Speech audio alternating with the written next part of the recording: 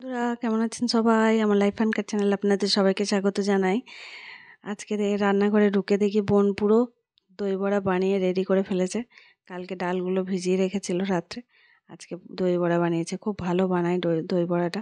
এদিকে ওর জামাইবু এনেছে পাবদা মাছ, সেগুলোকেও ধুয়ে রেডি করে রেখেছে। মা এখানে বসে পড়েছে কাটাকুটিতে, রান্নার জোগাড়ে। তো আজকে আমি কিছুই করতে পারছি না, কারণ সকাল থেকে আমার প্রচণ্ড শরীর খারাপ আর প্রচণ্ড বমি হচ্ছে। থামছেই না বমি, যা খাচ্ছি সেটাই বমি হয়ে যাচ্ছে। একটা ওষুধ খেয়েছি, দেখা যাক বমিটা কমে কিনা। তো কিছুটা বেলার দিকে কমার পর তারপর আমি একটু সুস্থ হই। সুস্থ হওয়ার পর উঠে দাঁড়াই, কারণ আরেকটা বোনকে আমি নিমন্ত্রণ করেছি, যাদের কিছুদিন আগে বিয়ে হলো তাদেরকে খাওয়া দাওয়া খেতে নিমন্ত্রণ করেছি। এবারে বলুন, লোক আসলে আমি যদি শুয়ে থাকি তাদেরও তো ভাল লাগবে না। যাই হোক, উঠেই আগে গেলাম পার্সেলটা নিতে। এই পার্সেলটা চলে এসছে। মিশো থেকে একটা জিনিস অর্ডার করেছি। সেটা কি অর্ডার করেছি আপনাদেরকে পরে দেখাবো, অবশ্যই দেখাবো। তো ওই জিনিসটা আগে নিয়ে রিসিভ করে নিলাম, তারপরে গেলাম ঘরে। এইদিকে দেখুন প্রিন্স কেমন বসে রয়েছে। এই আবার লোকজন খুব ভালোবাসে, লোক আসলে ও খুব খুশি হয় আমার মতো। চলুন, রান্নাঘরে মাটন বানাচ্ছে মা। এই যে মাটন ঝোল হচ্ছে তৈরি, মা আর বোন মিলে সব রান্না করছে।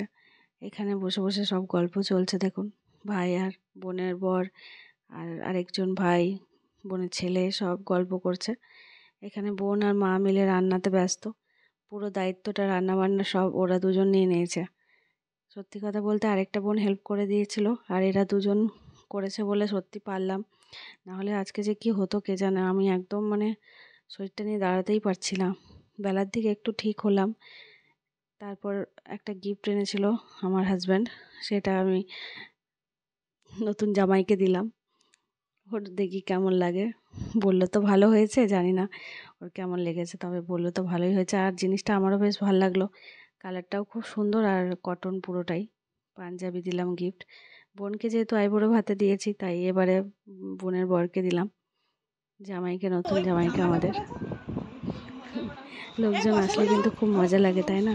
আর যখন এরা চলে যাবে তখন বাপরে বাপ, ঘরটা পুরো ফাঁকা হয়ে যায়। এখানে দেখুন তিনজন দাঁড়িয়ে গল্প করছে আর রান্না করছে। আর রান্নাঘরটা মেয়েদের কিন্তু ভালো আড্ডাখানা। এখানে কিন্তু ভালো আড্ডা দেওয়া যায়, কারণ সারাদিনটা তো মেয়েদের রান্নাঘরেই কাটে না, বেশিরভাগ সময়টা। আর এখানে সব গল্প গুজবে ব্যস্ত। আরেকটা মাসির ছেলেও ছিল, সে এসেছিল। আর এইদিকে বর পরিবেশন করছে, স্যালাড পরিবেশন করছে। সুন্দর করে স্যালাডগুলোকে কেটেছে, তারপর পরিবেশন করছে। ও তো এমনিতেও পরিবেশন করতে খুব ভালো পারে, যেহেতু ওর বিজনেসেই আছে, ক্যাটারিংয়ের বিজনেস আছে। তার জন্য ও এইসব দিকে একদম এক্সপার্ট। এদিকে আমাকে একদমই ধ্যান দিতে হয় না, তাকাতে হয় না। তারপরে যেহেতু নতুন জামাই এসছে আর কি, বোনের বর আর কি, প্রথমবার আমাদের বাড়িতে এসছে, তার জন্য তাকে সুন্দর করে পরিবেশন করে দেওয়া হলো খাবারটা। মেনুতে ছিল আজকে চাটনি, দই, মিষ্টি, তেঁতুর ডাল, মাংস আর পাবদা মাছের ঝোল, আর ভাজা ছিল, 2-3 রকমের ভাজা ছিল। খাওয়া দাওয়াটা হলো, সুন্দর করে সাজিয়ে দিলাম। এই দেখুন, এইটাও আমার বোনই সাজিয়ে দিয়েছে। ও সুন্দর করে পরিবেশন করে দিল সাজিয়ে। আজকে যে কি হয়েছিল আমার কে জানে বাবা।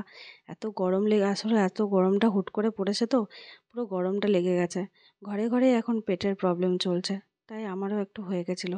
কিন্তু বেলার দিকে আমি একটু সুস্থ বোধ করি, তার জন্য উঠে দাঁড়াই, ওদের সাথে মজাও করি।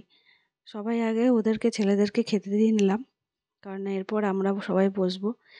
কি ভালো লাগছে আমার ঘরটা, সত্যি লোকজন ভরা। এরপর তো আমরা দুজন, ও তো তাও ব্যস্তই থাকে, আমি ঘরে থাকি। আমি যদিও অফিসের কাজ, ঘরের কাজ, ব্লগ এইসব নিয়েই ব্যস্ত থাকি। টাইম তো পাস হয়ে যায়, কিন্তু লোকজন এলে কিন্তু আরও ভালো লাগে, ঘরটা পুরো জমজমাট লাগে। এবারে এরা যখন চলে যাবে না, ঘরটা পুরো ফাঁকা হয়ে যাবে। তারপর আমরা বসে পড়লাম খেতে। নিচে বসে খাওয়ার কিন্তু মজাই আলাদা। সবাইকে বললাম টেবিলে বস, কিন্তু কেউ রাজি হলো না, বললো না নিচে বসে খাবো। আগে যখন আমরা মামা বাড়িতে একসাথে হতাম, সবাই এরভাবে বসে খেতাম, খুব মজা হতো। এখন ওই দিনগুলো খুব মিস করি। খাওয়া দাওয়ার পর খেলাম দই মিষ্টি। এই যে তারপর বোন ছুটে গেল, কুলপি, মটকা কুলপি এসেছিলো সেটা আনতে। আগে যখন মামাবাড়ি যেতাম, মনে পড়ে দিনগুলো সত্যি।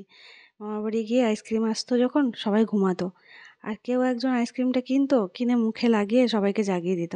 তারপরে সবাই মিলে বসে পড়তাম আইসক্রিম খেতে। আজকেও ঠিক তাই, বোন এনে সবার মুখে লাগিয়ে দেয় আর সবাইকে জাগিয়ে দেয়, দিয়ে সবাই মিলে আইসক্রিম খাই। যদিও আমরা 3 বোন একটু গল্প করছিলাম, জেগেই ছিলাম, কিন্তু বাকি সবাই ঘুমাচ্ছিল, সবাইকে জাগিয়ে দেওয়া হলো আইসক্রিম খাইয়ে। তারপরে এই যে দেখুন প্যাকিংটা, মানে যেটা পার্সেলটা এলো, এই যে ব্লাউজের ব্যাগ এসছে, 3টে রয়েছে। তো এত ব্লাউজ আমার 3টেতে আটবে না মনে হচ্ছে, কিন্তু তবুও 3টে এলো, পরে আবার অর্ডার করব। জিনিসটা বেশ ভালোই, আর জায়গাও অনেকটা রয়েছে। বোন বসে পড়লো আমার ব্লাউজগুলো নিয়ে, ওই ব্যাগগুলোতে ভরে দিল গুছিয়ে। ও সত্যি অনেক কিছু করে দেয় জানেন তো, আমার মানে মাসাজ থেকে আরম্ভ করে আসলেই কিছু না কিছু করে দেয়, অনেক করে বোনটা। যাই হোক, আর এইদিকে বোন চলে যাচ্ছে, আরেক বোন চলে যাচ্ছে। আমাদের বোনদের মধ্যে জানেন তো খুব মিল, আমরা মাসির মেয়ে হতে পারি কিন্তু আমাদের নিজেদের বোনের মতো মিল, মানে আমরা খুব একে অপরকে ভালোবাসি, একে অপরের সাথে থাকি। আরও বোন ভাইরা আছে, তারা সবাই তো আসতে পারেনি, কিছু জনই এসেছে। তো যাই হোক, যাদেরকে দেখতে পেলেন তারাই এসেছে। এরপর বোনরা চলে যাওয়াতে আমরা আবার বেরালাম, আমি, ছোটো মাসি আর বোন একটু বেরালাম। ছোটো মাসিও একটু সুস্থ হয়, ছোটো মাসিরও শরীরটা খারাপ ছিল, সেও একটু সুস্থ হলো। তারপর বিকেলবেলা একটু বেরালাম, একটু দোকান গেছিলাম। বোনও চলে যাবে কিছুক্ষণ পর রাত্রে ডিনার করে, ওর প্যাকিংও রেডি। তারপর ওর বর এলো, ওকে খাবার দিলাম। ডিনারটা আমাদের বাড়িতেই করতে বলেছিলাম, তাই ডিনার করার পর ওরাও চলে গেল। আজকের দিনটা এইভাবেই মজা করে কেটে গেল, আমার ঘরটা ফাঁকা হয়ে গেল। যাই হোক, ভালো থাকবেন, সুস্থ থাকবেন, আবার দেখা হচ্ছে অন্য একটা ব্লগে।